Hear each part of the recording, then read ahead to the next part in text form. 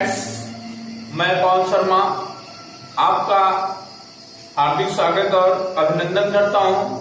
मित्र बंधु, आज हम लोग पढ़ते हैं भारत के राष्ट्रीय चिन्ह के बारे में। कोई भी देश होता है उसका एक राष्ट्रीय चिन्ह होता है। वैसे हम लोग भारत देश में रहते हैं और आज इसके राष्ट्रीय चिन्हों के बारे में हम पढ़ेंगे कि भारत का भी राष्ट्रीय चिन्ह क्या है। वीडियो को अंत तक देखिएगा और इसके बारे में समझिए कि राष्ट्रीय चिन्ह है क्या, जो एग्जाम में पूछा जाता है। आइए जानते हैं भारत के राष्ट्रीय चिन्ह के बारे में। जानते पहले राष्ट्रीय प्रतीक क्या है हमारे भारत का।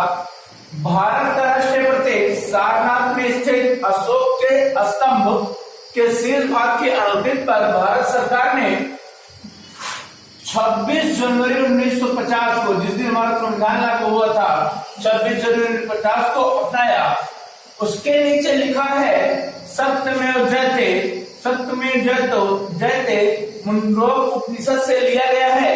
सत्यमेव जयते किस लिपि में लिखा गया है, तो देवनागरी लिपि में लिखा गया है। अगला देखेंगे आप, ये हमारा राष्ट्रीय प्रतीक है जो आप देखते हैं 4 लाइन एक दूसरे रिपीट करके बैठे हुए हैं, वही हमारे भारत का राष्ट्रीय चिन्ह है। ठीक है, आगे देखते हैं राष्ट्रीय ध्वज। हमारे भारत का राष्ट्रीय ध्वज, प्रत्येक राष्ट्र का एक ध्वज होता है, भारत का भी एक राष्ट्रीय ध्वज है। राष्ट्रीय ध्वज का जो विकास हुआ भारत में वो बहुत पहले से ही, जब भारत स्वतंत्र राष्ट्र घोषित करना शुरू कर दिया, अपने आप को स्वतंत्र राष्ट्र, अंग्रेजों के चंगुल से छुटकारा पाना चाहा, जब विद्रोह करना शुरू किया, तो वहीं से ही हमारे देश में राष्ट्र ध्वज का निर्माण करना शुरू कर दिए। लेकिन उसका कोई अभी तक सही रूप नहीं मिल पाया था, तो इसलिए उसको नहीं माना गया। जब इसका सही रूप 1947 को इसका सही रूप जब आया, तो उसी को हमने तिरंगा माना, राष्ट्रीय ध्वज माना, जो भारत सरकार द्वारा माना जाता है। आइए उस ध्वज को हम जानते हैं, 3 पट्टियां होती हैं जिसे हम तिरंगा कहते हैं। सबसे ऊपर देखें गहरा केसरिया होता है, बीच में सफेद होता है और सबसे नीचे गहरा हरे रंग का होता है। सफेद पट्टी जो है के बीच में नीले रंग का चक्र होता है, काला नहीं होता, उनकी डार्क ब्लू होता है, गहरे नीले रंग का चक्र होता है, जिसके बीच में 24 तिलियां होती हैं। जिस प्रकार एक दिन को 24 घंटे मानते हैं, उसी प्रकार ये 24 तिलियां भी 24 घंटा का प्रतीक है। अशोक के सिंह स्तंभ पर बने चक्र से ही लिया गया है, जो चक्र लिया गया है ये अशोक के सिंह स्तंभ पर बने चक्र से लिया गया है। आगे ध्वज की जो लंबाई होती है और जो चौड़ाई, हमारा जो ध्वज होता है आयताकार होता है। यदि इसकी लंबाई 3 है तो चौड़ाई 2 होनी चाहिए, 3:2, अर्थात लंबाई 3 चौड़ाई 2। इस रेशियो में तिरंगे को बनाया जाता है। भारतीय संविधान स्वराज ध्वज का प्रारूप 22 जुलाई 1947 को अपनाया गया, जिसका प्रारूप, अंतिम प्रारूप 22 जुलाई 1947 को अपनाया गया। राष्ट्रीय ध्वज का केसरिया रंग किसके लिए आता है? जो केसरिया रंग जो है वो जागृति, शौर्य, त्याग का प्रतीक है। सफेद रंग सत्य और पवित्रता का प्रतीक है। हरा रंग जीवन की समृद्धि का प्रतीक माना जाता है। जनवरी 2004 में उच्चतम न्यायालय के मुख्य न्यायाधीश बी.एन. खरे की अध्यक्षता में यह घोषणा की गई, संविधान के अनुच्छेद 19A के आ के अधीन राष्ट्रीय ध्वज को फहराना भारत के प्रत्येक नागरिकों का यह मूल अधिकार है। वो राष्ट्रीय ध्वज को फहरा सकते हैं। भारत के राष्ट्रीय ध्वज को पहली बार प्रदर्शन 14 अगस्त 1947 को किया गया। आगे देखते हैं, ये भारत का राष्ट्रीय ध्वज है, इसके बारे में हमने जाना। राष्ट्रीय ध्वज की है लंबाई और चौड़ाई का अनुपात कितना होता है? 3:2 होता है। लंबाई 3 होगी, चौड़ाई 2 होगा। अगला आपसे पूछ लिया केसरिया रंग किसका प्रतीक होता है? जागृति और शौर्य और त्याग का प्रतीक होता है। सफेद रंग किसका प्रतीक होता है? तो सत्य का होता है और पवित्रता का होता है। हरा रंग किसका होता है? समृद्धि का होता है, संपन्नता का होता है। आपसे करिए पूछ लिया इस भारतीय ध्वज को इसका प्रारूप को कब अपनाया गया? तो 22 जुलाई 1947 को अपनाया गया। इसके बीच में जो चक्र है जिसमें 24 तिलियां हैं वो कहां दिया गया? तो अशोक के सिंह स्तंभ से लिया गया। आगे देखते हैं, अब यह राष्ट्रीय ध्वज। राष्ट्रीय ध्वज के आगे देखते हैं हम राष्ट्रगान।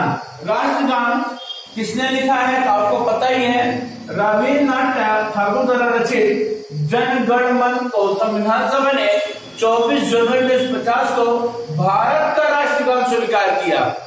याद रहे 26 जनवरी 1950 को संविधान लागू हुआ था। संविधान लागू होने से 2 दिन पहले ही 24 जनवरी 1950 को जनगण मन जो हमारा राष्ट्रीय गान है इसका स्वीकार 24 जनवरी 1950 को भारत का राष्ट्रगान स्वीकार किया गया। इसके गायन का समय 52 सेकंड रखा गया है। 52 सेकंड में अगर बहुत जल्दी गा देते हैं संक्षिप्त समय तो 20 सेकंड माना गया है, लेकिन जो एक मानक समय माना गया है वो 52 सेकंड ही रखा गया है। यह सर्वप्रथम 27 दिसंबर 1911 को भारतीय कांग्रेस कोलकाता अधिवेशन में गाया गया।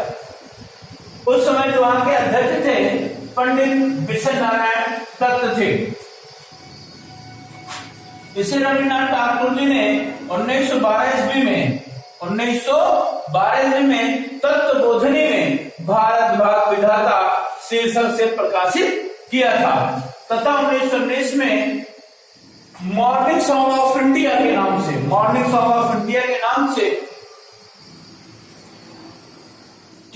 नाम से इसे प्रकाशित किया था।